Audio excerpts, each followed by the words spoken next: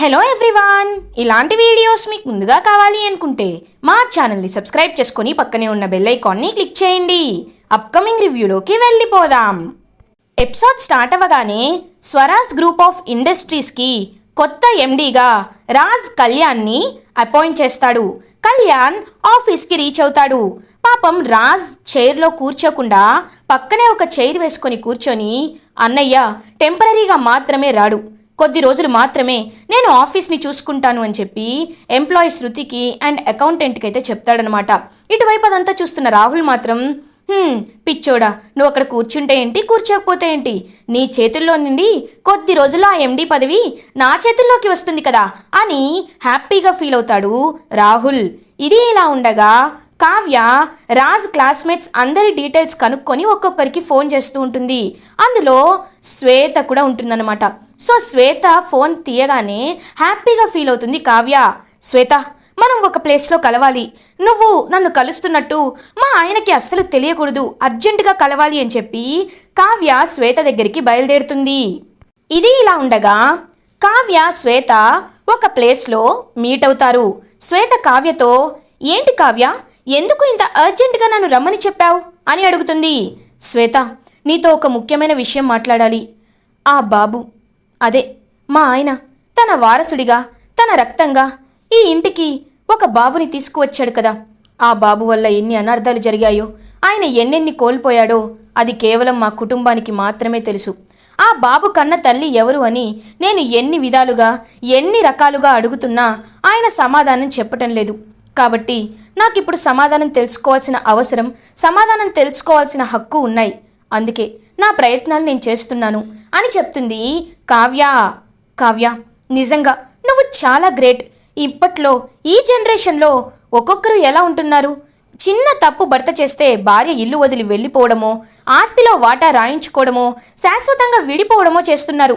కానీ నువ్వు మాత్రం రాజు ఒక బిడ్డని ఇంటికి తీసుకువచ్చినా తను నిజంగా తప్పు చేయలేదని నమ్మి ఎవరైతే రాజ్ బిడ్డ కన్న తల్లిని వెతికి పట్టుకోవాలని ప్రయత్నిస్తున్నావు. నువ్వు చాలా గ్రేట్ కావ్య.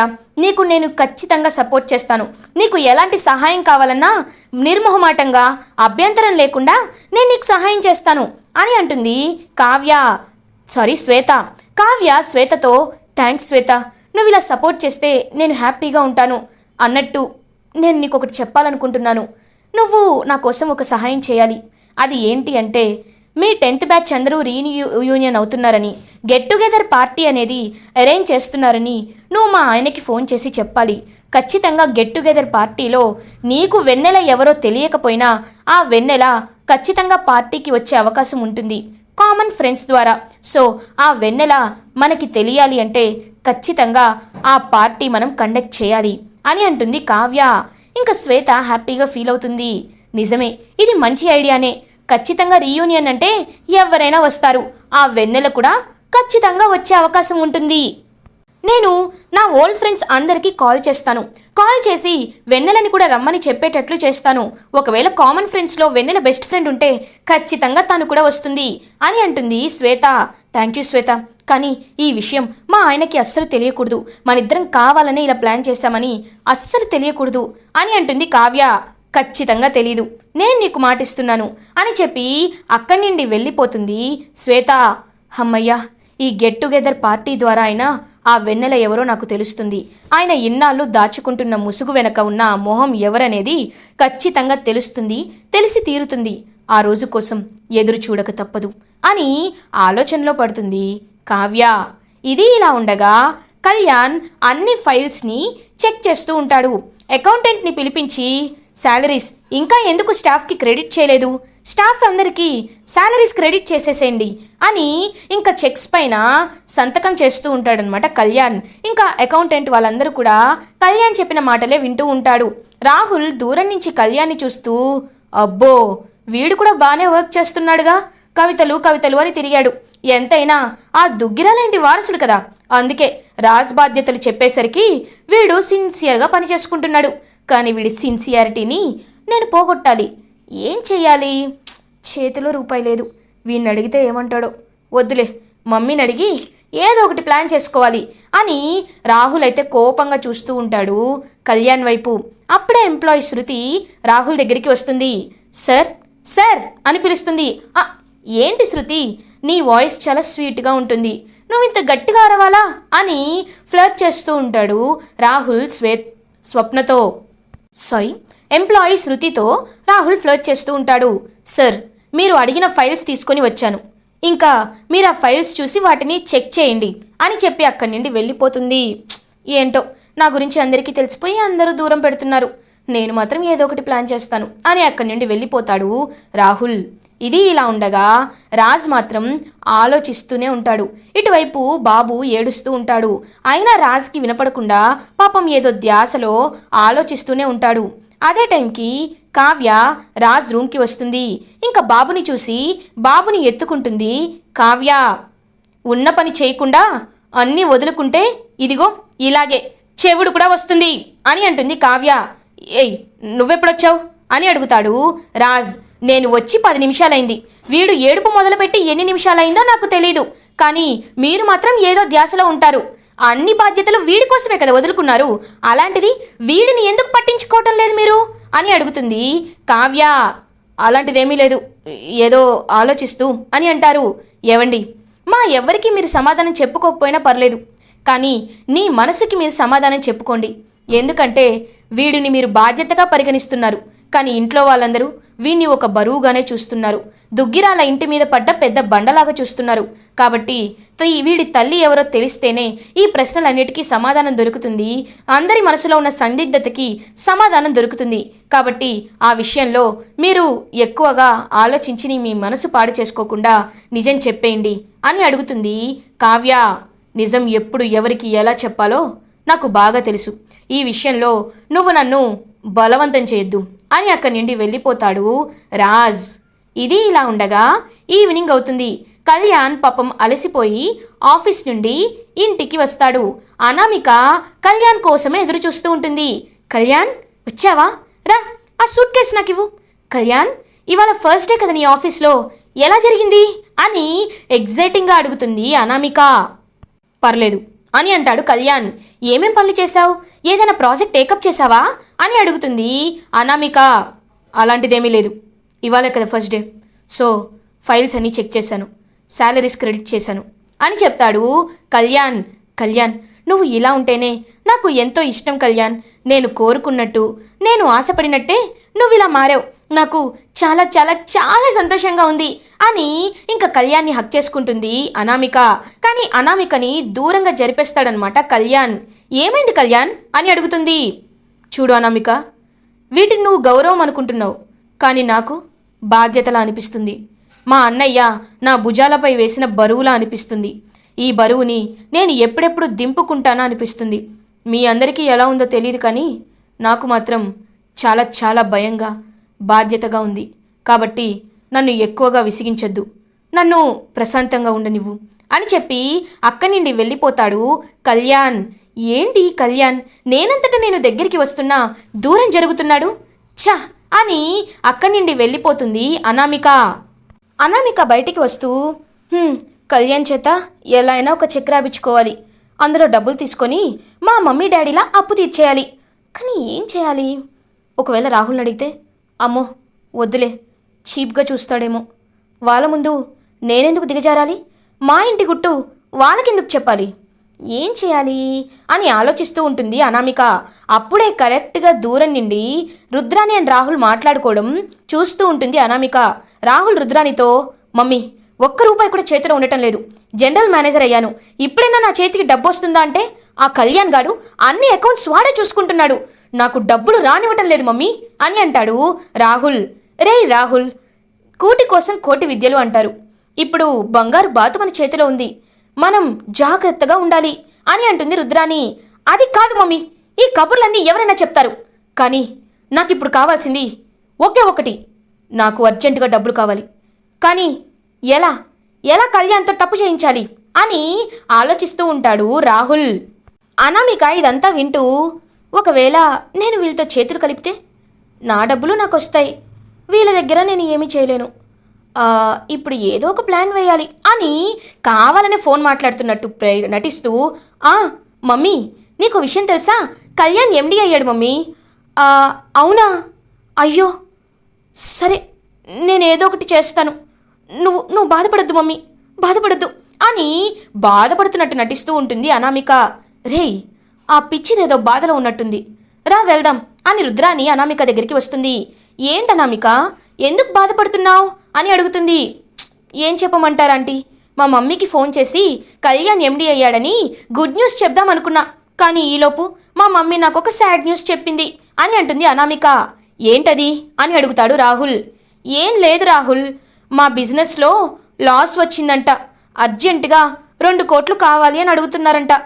ఇప్పుడు మా దగ్గర లేవు, మేము తర్వాత ఇస్తామంటే కనీసం 1 కోటి రూపాయలనే ఇవ్వండి అని వచ్చి పీకలపై కూర్చుంటున్నారంట. ఇప్పుడే కళ్యాణ్ ఎండి అయ్యాడు, కళ్యాణ్ని అడగడం కరెక్ట్ కాదు, బావగారిని అడగలేను. ఈ ఇంట్లో ఎవరిని అడిగినా మళ్ళీ ఆ కావ్యలాగా పుట్టింటి సొమ్ము అత్తింటి సొమ్ము పుట్టింట్లో పెడుతున్నావని నానా మాటలు అంటారు. అన్ని అవమానాలు పడుతూ ఉండడానికి నేనేమీ కావ్యని కాదు, ఇప్పుడు ఏం చేయాలో అర్థం కావట్లేదు అని అంటుంది అనామిక. రుద్రాని మెల్లగా రాహుల్తో, రే, ఈ పిచ్చిది తనే మన దగ్గరికి వచ్చి మంచి ఐడియా ఇచ్చిందిరా, ఇంకల్లుకుపో అని చెప్తాడు. అవునా అనామిక, నిజం చెప్పాలంటే నా పరిస్థితి కూడా అంతే. ఒకసారి అదిగో నా భార్య ఉంది కదా స్వప్న, దాన్ని చీరలకని నగలకని మేకప్ కిట్లకని నేను అప్పు చేశాను. ఆ అప్పు ఇప్పుడు తీర్చాలంటున్నారు, ఎలా తీర్చాలో అర్థం కావట్లేదు. కానీ మనకంటూ ఒక ప్లాన్ వేసుకుంటే నీకు డబ్బులొస్తాయి, మాకు డబ్బులొస్తాయి అని అంటాడు రాహుల్. ఏంటా ప్లాన్ అని అనామిక అడుగుతుంది. ఇంక రుద్రాని రాహుల్ అయితే అనామికకి ఒక ప్లాన్ చెప్తారు. సూపర్, అయితే రేపు మీరు అన్నీ అరేంజ్ చేసుకోండి, నేను ఖచ్చితంగా అనుకున్నది చేస్తాను అని ఇంకా హ్యాపీగా లోపలికి వెళ్ళిపోతుంది అనామిక. ఎస్, ఈ తింగర్ మొహంది మంచి పని చేసిందిరా అని హ్యాపీగా ఫీల్ అవుతారు రుద్రాని అండ్ రాహుల్. ఇది ఇలా ఉండగా మార్నింగ్ అవుతుంది. రాజ్కి శ్వేత కాల్ చేస్తుంది. హలో రాజ్, ఎలా ఉన్నావు అని అడుగుతుంది. ఏదోలా ఉన్నాలే శ్వేత, ఏంటి చాలా రోజుల తర్వాత కాల్ చేసావు అని అడుగుతారు. ఏం లేదు రాజ్, మన 2002-03 10th బ్యాచ్ అందరూ కలిసి రీయూనియన్ అవ్వాలని ప్లాన్ చేశారు. గెట్ టుగెదర్ పార్టీని గ్రాండ్గా అరేంజ్ చేస్తున్నారు, దాంట్లో నువ్వు ఖచ్చితంగా రావాలి రాజ్ అని అంటుంది. వాట్, సడన్గా ఈ గెట్ టుగెదర్ ఏంటి అని అడుగుతాడు రాజ్. ఏమో, కొంతమంది మన ఫ్రెండ్స్ లండన్లో ఉన్నారు కదా, వాళ్ళు హాలిడేస్ కని తిరిగి వచ్చారంట, అందరూ కలిస్తే బాగుంటుందని నాకు ఫోన్ చేసి చెప్పారు. అందుకే నేను నీకు ఫోన్ చేసి చెప్తున్నాను. మనకి ఒక గ్రూప్ కూడా లేదు కదా, అందుకే నీకు ఫోన్ చేసి చెప్తున్నాను. ఖచ్చితంగా నువ్వు ఆ రీయూనియన్ పార్టీకి రావాలి అని అంటుంది శ్వేత. ట్రై చేస్తాను శ్వేత అని అంటాడు రాజ్. ట్రై చేయడం కాదు రాజ్, నువ్వు వస్తున్నావు, వచ్చి తీరుతున్నావు అని కాల్ కట్ చేస్తుంది శ్వేత. ఇంకా రాజ్ ఆలోచిస్తూ ఉంటాడు. కావ్య ఇదంతా దొంగతనంగా చూస్తూ ఉంటుంది. ఏంటి, ఎవరు ఫోన్లో, ఆ వెన్నెలనా అని అడుగుతుంది. ఛీ, ఎప్పుడు అదే ధ్యాసా? శ్వేత కాల్ చేసింది, ఏదో రీయూనియన్ అంట, నన్ను సండే రమ్మని చెప్తున్నారు అని అంటారు. ఓ అవునా, బాబుకి తల్లెవరో చెప్పరు కానీ పార్టీలకు వెళ్తారు అంతే కదా అని అక్కడి నుండి వెళ్ళిపోతుంది కావ్య. అబ్బా, ఈ కళావతి ఏంటో నా ప్రాణానికి అని ఇరిటేటింగ్గా ఫీల్ అవుతూ ఉంటాడు రాజ్. ఇది ఇలా ఉండగా కళ్యాణ్ అయితే ఆఫీస్కి వెళ్తాడు. ఇంకా కళ్యాణ్ ఆఫీస్కి వెళ్ళే టైంలో రాహుల్, అనామిక అండ్ రుద్రాని హ్యాపీగా ఒక ప్లాన్ చేసుకుంటారు. కళ్యాణ్ ఆఫీస్కి రీచ్ అవుతాడు. రాహుల్ కళ్యాణ్ దగ్గరికి వస్తాడు. కళ్యాణ్, నీతో ఒక విషయం మాట్లాడాలి అని అంటాడు. చెప్పు అని అంటాడు కళ్యాణ్. ఒకసారి ఈ ఫైల్ చూడు అని ఒక ఫైల్ని చూపిస్తాడు. అది ఒక ఫేక్ ఫైల్ అన్నమాట. ఆ ఫేక్ ఫైల్ని చూపిస్తూ, కళ్యాణ్, ఇది రాజు ఉన్నప్పుడు శృతికి ఇచ్చాడంట, వీళ్ళు చాలా పేరున్న వాళ్ళంట, కాబట్టి వీళ్ళు మనతో కాంట్రాక్ట్లోకి ఎంటర్ అవ్వాలని ఆలోచిస్తున్నారు, మనకి ఆఫర్ లెటర్ని పంపించారు, దీన్ని నువ్వు యాక్సెప్ట్ చేస్తే మన కంపెనీకి మంచి ఫ్యూచర్ ఉంటుంది అని చెప్తాడు రాహుల్. అలా అని ఎవరు చెప్పారు? వీళ్ళెవరో తెలుసా? బ్యాక్గ్రౌండ్ వెరిఫికేషన్ జరిగిందా? అసలు వీళ్ళ హిస్టరీ ఏంటి, వీళ్ళ డేటా ఏంటి, అవేమీ తెలుసుకోకుండా కాంట్రాక్ట్లోకి ఎలా ఎంటర్ అవుతాం అని అంటాడు కళ్యాణ్. అవన్నీ రాసి ఉన్నప్పుడే చెక్ చేశారంట, కేవలం సంతకం మాత్రమే పెండింగ్ అంట, ఇలా జరిగిపోయింది, కాబట్టి నువ్వు కూడా ఒకసారి చూడు కళ్యాణ్ అని అంటాడు. నేను చూసి అప్పుడు చెప్తాను అని ఫైల్ చూస్తూ ఉంటాడనమాట కళ్యాణ్. నువ్వెంత చూసినా అది ఫేక్ అని నువ్వు కనిపెట్టలేవురా కవి అని మనసులో అనుకుంటాడు రాహుల్.